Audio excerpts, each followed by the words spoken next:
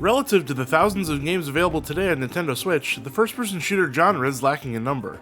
While there certainly are smaller scale and indie FPS titles available on Switch, the bulk of the mindshare goes to that of Bethesda's Doom and Wolfenstein series, and more recently the additions of the Borderlands and Bioshock series.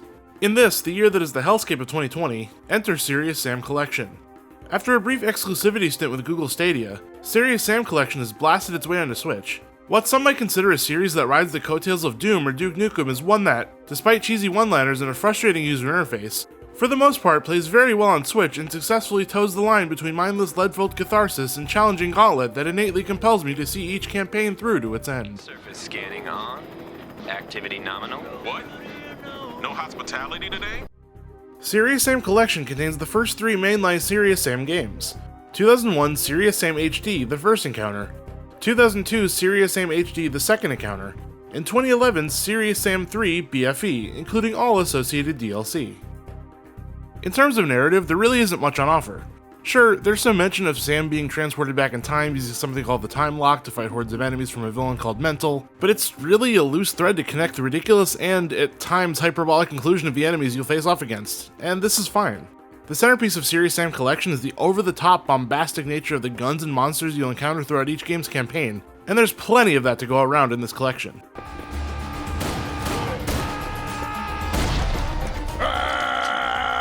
Put a sock in it. Before I go any further, let me caveat this review by saying that I've not played any of the series prior to this collection, so I don't have any nostalgia or frame of reference for any of the game's designs, features, or systems. That said, Serious Sam Collection does feel quite dated, especially in the first two games, which is to be expected as these games were originally released nearly 2 decades ago. Serious Sam 3 sees a large graphical leap over the first two games, but at the cost of performance. More on that later. For now, let's take a brief look at each game as its own experience, and then we'll evaluate the collection as a whole.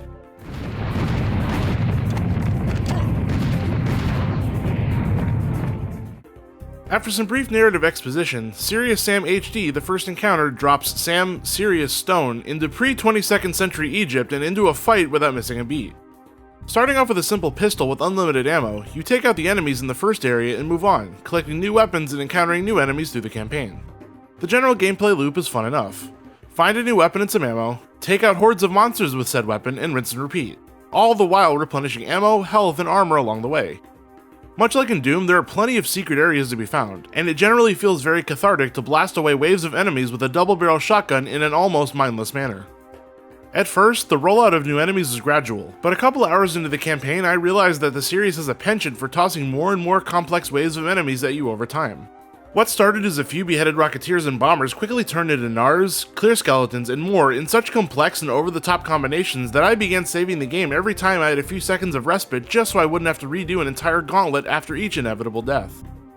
The constant nature of saving did begin to hamper my enjoyment at first, but it became such a frequent occurrence that it sort of melded into my gameplay loop, and at that point it felt inconsequential. Presentation-wise, those familiar with the aforementioned Doom or Duke Nukem series should feel immediately at home with the general look and feel of the first encounter. My initial impressions echoed something of Doom 64 gameplay meets Duke Nukem's humor, and that mostly holds true now, though Serious Sam doesn't quite go nearly as far into the gutter as Duke Nukem. I spent the majority of my time in this collection with the first encounter, and it was a great introduction to what Serious Sam is all about.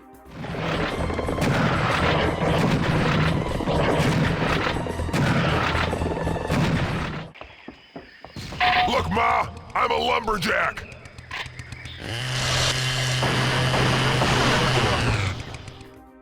Serious Sam HD, the second encounter, is really more of Serious Sam 1, just dialed up to 11. Within the opening minutes of the game, I had a nearly full arsenal of weapons, most of which I never encountered in the several hours I spent playing the first encounter. If I thought my time with the first encounter saw its fair share of difficult waves of enemies, the second encounter says hold my beer. In addition to a slew of weapons being available within the first few minutes of the game, the second encounter matches that by throwing an equitable number of enemy types at the player as well, even this Eludrin Reptiloid in the opening act. As the game goes into later levels, the sheer volume of enemies and new enemy types is increased exponentially.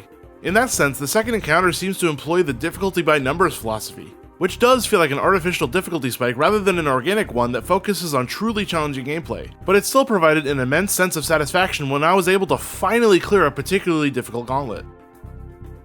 In terms of narrative, the same Sam goes back in time to save us story thread is present in the second game, but it's equally inconsequential here as it was in the original. Given there was only a year and change between the release of the first and second encounters, it appears the same game engine was used in both titles, so there is a very minimal, if any at all, difference in appearance between the two titles. Both the first and second encounters have been upscaled to HD and appear to run at a solid 60 frames per second, and as such, the second encounter continues the path set by the original and secures itself as a solid second mainline entry into the Serious Sam series.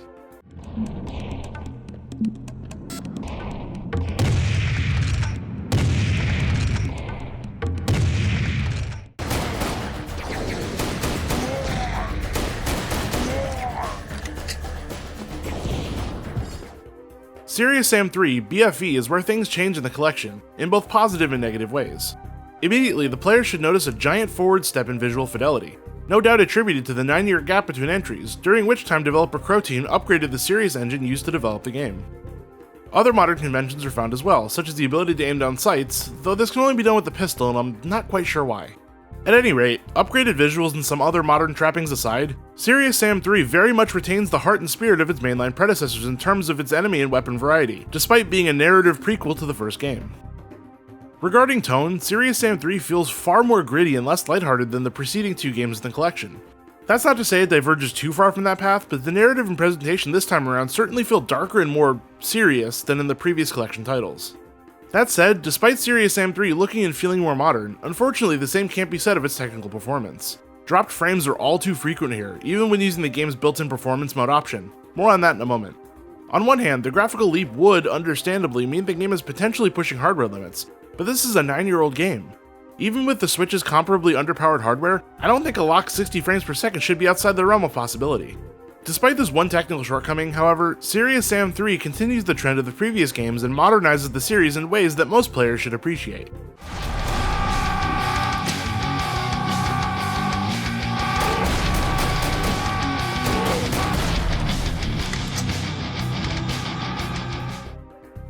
Taken as a whole, Serious Sam Collection is a tremendous value for what's on offer.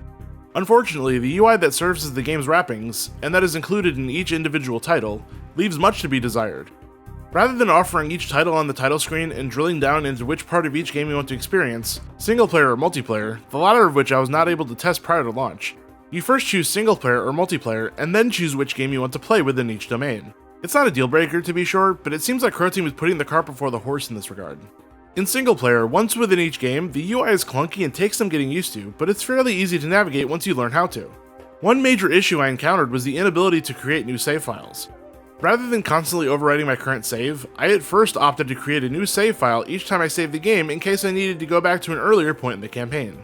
After about 9 entries, the game negated my ability to create new manual save files, and this was only after playing the first encounter for an hour or so. Bewilderingly, not only was the game still creating new autosave slots, but this issue carried over into saving the other titles in the collection. Rather than keeping save files limited to what game you're playing, you can view and access all save files from each game within a single view. This might be seen as a positive, except for the fact that the UI doesn't make clear which save file applies to which game, which makes it all too easy to accidentally overwrite the wrong save file. Moreover, if, for example, you decide to overwrite a first encounter save slot with a second encounter save slot, the title of the level from the first encounter would remain, even though your save data points to the second encounter. This turns just saving your progress into a game of cat and mouse where you have to try and remember which level title corresponds to which game, even if those levels don't come from the game to which the save data refers. It's a mind-boggling oversight, and one that makes jumping between games a chore. In terms of other features, one notably absent is motion or gyro aiming. While not all shooters on Switch support gyro aiming, it's often a requested feature, so it's unfortunate that this isn't included here at the time of this review. Finally, I'd be remiss to ignore the elephant in the room. Serious Sam Collection supports both graphics and performance modes. As the names imply, graphics mode prioritizes visual fidelity over frame rate, whereas performance mode prioritizes higher frame rate over graphics. In switching back and forth between the modes in the first and second encounters, I didn't notice much of a difference either way. It seems that these games are so old that the Switch's hardware, when compared to the 2001 to 2002 hardware the games were originally released on, is much more powerful, so the Switch delivers on both fronts no matter what mode is chosen. That said, I did notice a slight frame rate improvement in the second encounter when using performance mode, but the difference is negligible. The inclusion of these modes benefits Serious Sam 3 the most, as it's the most visually demanding in the collection. Visually, the game looks the same in both handheld and docked modes between the two modes, but I did notice a slight boost to frame rate when playing in performance mode. That said, there were constant frame rate dips, even when using performance mode, and this even affected story cutscenes. So, while performance mode does give it the slight edge when compared against graphics mode, it's still not perfect.